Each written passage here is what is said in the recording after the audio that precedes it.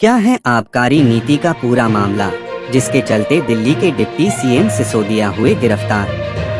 दिल्ली सरकार ने नई आबकारी नीति 2021 से 22 पेश की थी।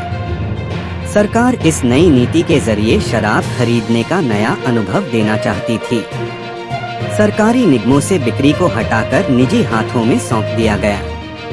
केंद्रीय जांच ब्यूरो ने 2021 से 22 की नई आबकारी नीति लागू करने के मामले में कथित भ्रष्टाचार को लेकर मनीष सिसोदिया की गिरफ्तारी की है। सबूत मिटाने, खातों में हेरफेर, भ्रष्टाचार, अनुचित लाभ देने और लेने का आरोप लगाया गया है। मामले में जब भ्रष्टाचार के आरोप लगे तो दिल्ली सरकार ने अपनी नई नीति को ही वापस ले लिया और फिर से निजी हाथों की जगह सरकारी निगमों को शराब बिक्री करने की इजाजत दे गई। यानी कि पूरी योजना को ही सरकार ने वापस ले लिया था। तब से विपक्ष यह सवाल उठा रहा था कि जब आबकारी नीति में भ्रष्टाचार नहीं हुआ था तो पूरी योजना क्यों वापस लेने पर सरकार मजबूर हुई। दाल में कहीं न कहीं काला तो है। नई आबकारी नीति के तहत सरकार की योजना। दिल्ली सरकार ने नई आबकारी नीति 2021 से 22 पेश की थी। सरकार इस नई नीति के जरिए शराब खरीदने का नया अनुभव देना चाहती थी। सरकारी निगमों से बिक्री को हटाकर निजी हाथों में सौंप दिया गया। होटल के बार, क्लब व रेस्टोरेंट को रात 3 बजे तक शराब परोसने की छूट कुछ नियमों के तहत थी। रेस्टोरेंट व अन्य जगहों के छत व खुली जगह पर शराब परोसने की अनुमति दी गई थी। उपभोक्ता की पसंद को जहां तवज्जो दी गई थी, वहीं दुकानदारों को अपने हिसाब से छूट देने का प्रावधान था। इस वजह से एक बोतल पर एक बोतल मुफ्त का भी लाभ दिया गया। उठा था सवाल, आबकारी की नई नीति के तहत दिल्ली को 32 जोन में बांटा गया था। 16 विक्रेताओं को पूरी दिल्ली में वितरण का जिम्मा दिया गया था। विपक्षियों का आरोप था कि इसमें भ्रष्टाचार हो रहा है। नई नीति को अदालत में भी चुनौती दी गई। विपक्ष का कहना था कि टेंडर की शर्तों के हिसाब से कार्टेल यानी 2-3 कंपनियों को एक करने की मंजूरी नहीं थी।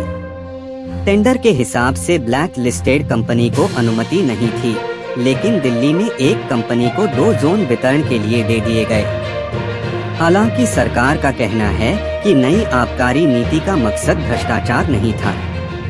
लोगों को उचित प्रतिस्पर्धा के तहत शराब लोगों को मुहैया करानी थी। दिल्ली में शराब माफिया और कालाबाजारी को खत्म करना था। इसके साथ ही सरकार का राजस्व बढ़ाना था। शराब खरीदने वालों की शिकायत भी दूर करनी थी। उपराज्यपाल के आदेश के बाद सीबीआई ने की पहल। आबकारी नीति 2021 से 22 में कथित अनियमितताओं के संबंध में प्राथमिकी दर्ज की गई थी। प्राथमिकी में नामजद 15 व्यक्तियों और संस्थाओं में दिल्ली के उप मुख्यमंत्री मनीष सिसोदिया का नाम भी शामिल किया गया था। सीबीआई इस मामले में कई नौकरशाह के घर पर छापेमारी की थी। मनीष सिसोदिया से भी कई बार इस संबंध में पूछताछ की गई थी। नीति के संबंध में बिंदुवार तथ्य। पहला बिंदु 17 नवंबर 2021 को दिल्ली सरकार ने नई शराब नीति लागू की थी। दूसरा बिंदु दिल्ली में 32 जोन शराब की दुकान खोलने के लिए बनाया गया था। तीसरा बिंदु हर जोन में ज्यादा से ज्यादा 27 दुकानें खोलने की थी मंजूरी। चौथा बिंदु दिल्ली में नीति लागू होने के बाद कुल मिलाकर 849 दुकानें खुलनी थीं।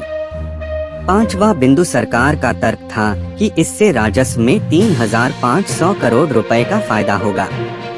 छठा बिंदु कोरोना काल में नुकसान की भरपाई के नाम पर 144.36 करोड़ की लाइसेंस फीस माफ की गई। सातवां बिंदु आरोप था कि लाइसेंस फीस को बढ़ाए बगैर लाइसेंस धारकों को लाभ पहुंचाने के लिए पहले कार्यकाल 1 अप्रैल 2022 से बढ़ाकर 31 मई 2022 तक किया गया। इसके बाद फिर 1 जून 2022 से बढ़ाकर 31 जुलाई 2022 तक किया गया। अथवा बिंदु निर्णय लेने में राजनिवास से किसी तरह की मंजूरी नहीं ली गई। कैबिनेट की बैठक बुलाकर ही निर्णय ले लिया गया। 9वां बिंदु यह भी सामने आया कि राजस्व बढ़ने की बजाय इसमें काफी कमी आई। 10वां बिंदु, टेंडर दस्तावेजों के प्रावधानों को हल्का करके रिटेल लाइसेंसियों को वित्तीय फायदा पहुंचाया।